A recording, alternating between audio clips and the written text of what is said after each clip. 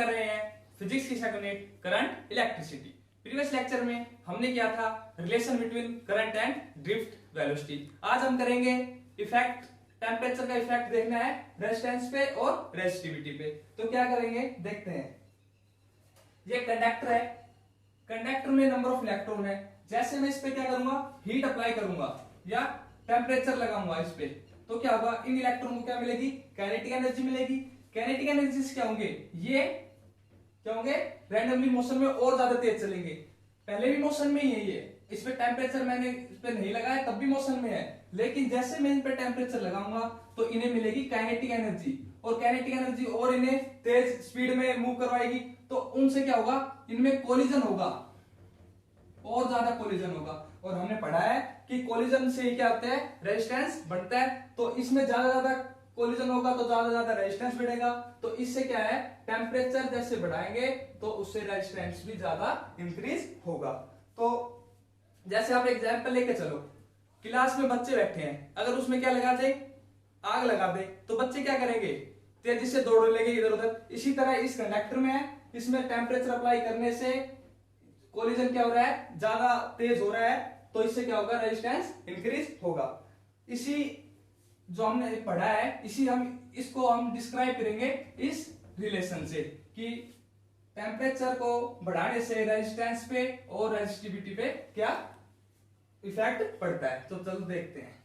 हमने पढ़ा कि टेम्परेचर इंक्रीज करने से रेजिस्टेंस इंक्रीज हो रहा है। तो अब उसी टॉपिक को हम इस इक्वेशन से क्या करते हैं, डिस्क्राइब करते हैं। पहले हम क्या करते हैं, इस इक्वेशन को ड्राइव करते हैं कि इक्वेशन आई कहां से।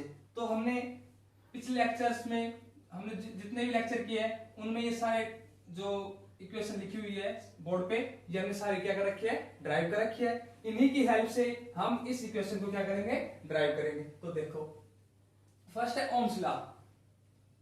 ओम्स लॉ क्या कहता है, V equal to I R, V equal to I are.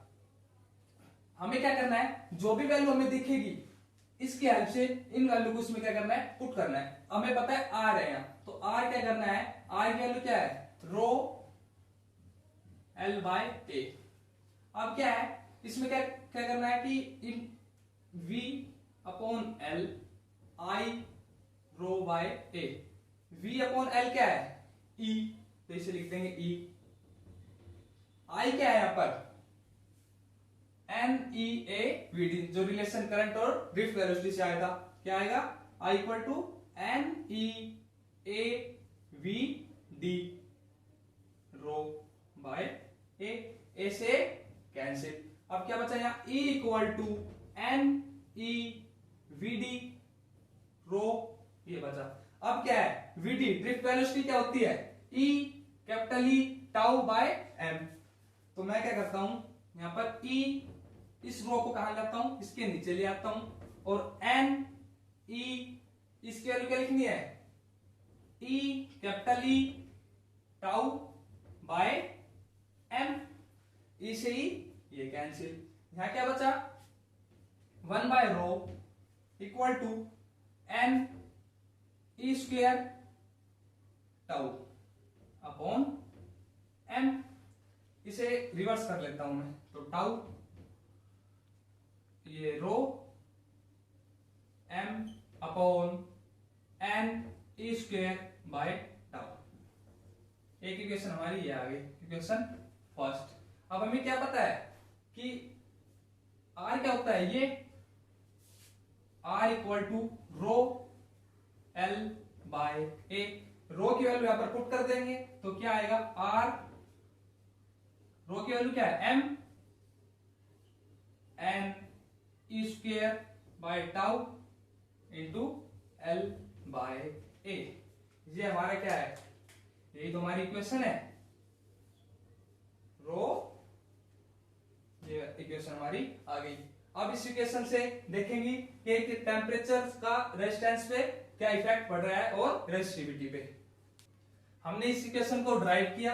अब क्या है कि जो इस इक्वेशन जो M है, L है, A है, M L A और जो E स्क्वायर, ये सारी क्या वैल्यू है यहां पर, कांस्टेंट है। तो यहां क्या बचा, R n इंटू टाउ, ये बचा। तो इससे क्या पता लगता है कि r है जो वो इनवर्सली प्रोपोर्शनल है n के और r इनवर्सली प्रोपोर्शनल है टाउ के। तो इसकी बात करें नंबर ऑफ इलेक्ट्रॉन, जब मैं क्या करता हूं टेम्परेचर इनको इंक्रीज करता हूं, कंडक्टर में पहले ही फ्री इलेक्ट्रॉन बहुत ज्यादा है तो इस पे कोई इफेक्ट नहीं पड़ेगा, तो इससे हमें इससे कोई मतलब नहीं है, हमें इससे मतलब। जब मैं क्या करूंगा हीट, कंडक्टर को हीट दे रहा हूं तो इलेक्ट्रॉन क्या हो रहा है, उनमें कोलिजन हो रहा है।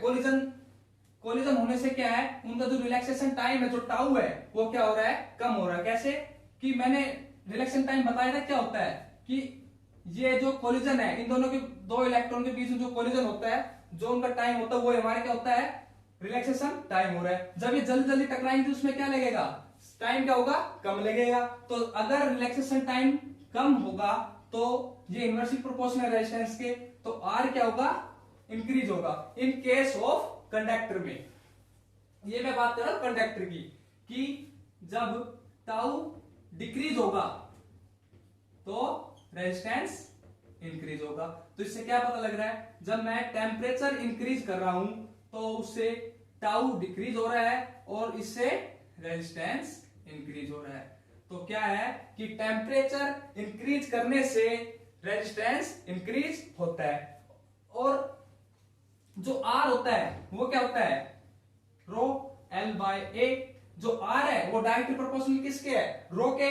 अगर आर इंक्रीज हो रहा है तो एज वेल एज रो भी क्या होगा, इंक्रीज होगा। तो टेम्परेचर इंक्रीज करने से रेजिस्टेंस और रेजिस्टिविटी इंक्रीज हो रही है। तो अब इसका हम देखते ग्राफ, कि ग्राफ कैसा बनेगा। तो क्या है, ग्राफ देखते हैं।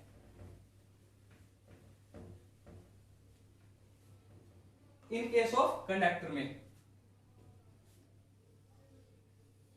ये टेम्परेचर इन केल्विन और ये रेजिस्टेंस या रेजिस्टिविटी, ओम और मीटर ओम। जैसे जैसे क्या हो रहा है, टेम्परेचर इंक्रीज हो रहा है तो क्या हो रहा है, रेजिस्टिविटी और रेजिस्टेंस क्या हो रहा है, इंक्रीज हो रहा है। तो इसका ग्राफ कैसे आएगा, ऐसे। जैसे जैसे टेम्परेचर बढ़ रहा है वैसे वैसे रेजिस्टेंस इंक्रीज हो रही है। ये थी कंडक्टर की बात। अगर मैं बात करता हूं किसकी, सेमीकंडक्टर की, मैं बात करता हूं सेमीकंडक्टर की। तो सेमीकंडक्टर में क्या है, जब मैं उन्हें क्या दे रहा हूं, हीट अप्लाई कर रहा हूं उस पे, तो नंबर ऑफ इलेक्ट्रॉन क्या होगा, उसमें इंक्रीज होगा। तो यहां पर किसका रोल होगा, नंबर ऑफ इलेक्ट्रॉन का, जो n है, नंबर डेंसिटी जो है ये। तो जैसे ये इंक्रीज होगा, हीट से क्या होगा, बैलेंस बैंड से किस में जाएगी, कंडक्शन बैंड में जाएगी। तो उसमें क्या नंबर ऑफ इलेक्ट्रॉन बढ़ रहे हैं, तो जैसे नंबर ऑफ इलेक्ट्रॉन बढ़ेंगे तो वैसे ही क्या होगा, रेजिस्टेंस डिक्रीज होगा। तो सेमीकंडक्टर में ये बात होती है कि टेम्परेचर बढ़ाने से रेजिस्टेंस क्या होगा, डिक्रीज होगा और रेजिस्टिविटी भी डिक्रीज होगी। तो इनमें क्या कैसा ग्राफ बनेगा, टेम्परेचर, ये रेजिस्टिविटी और रेजिस्टेंस। जैसे जैसे टेम्परेचर में क्या कर रहा हूं, बढ़ा रहा हूं, वैसे वैसे क्या है, रेजिस्टिविटी और रेजिस्टेंस घटता जा रहा है। तो इनका ग्राफ ऐसे आएगा। अब बात करता हूं एलॉय की। एलॉय क्या है, मिक्सचर ऑफ टू और मोर देन टू एलिमेंट जो मिक्सचर होता है वो क्या होता है, एलॉय होता है।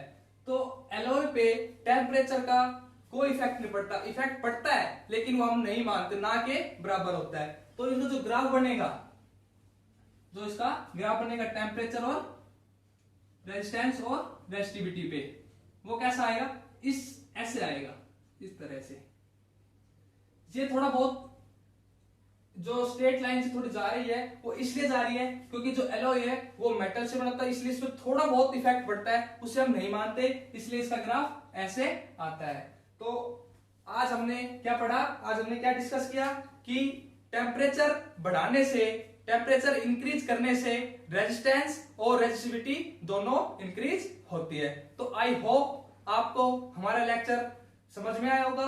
अगर आपको हमारा लेक्चर समझ में आया होगा तो आप हमारे लेक्चर को लाइक करें और हमारे चैनल बीटी साइंस गुरुजी को सब्सक्राइब करें। Thank you.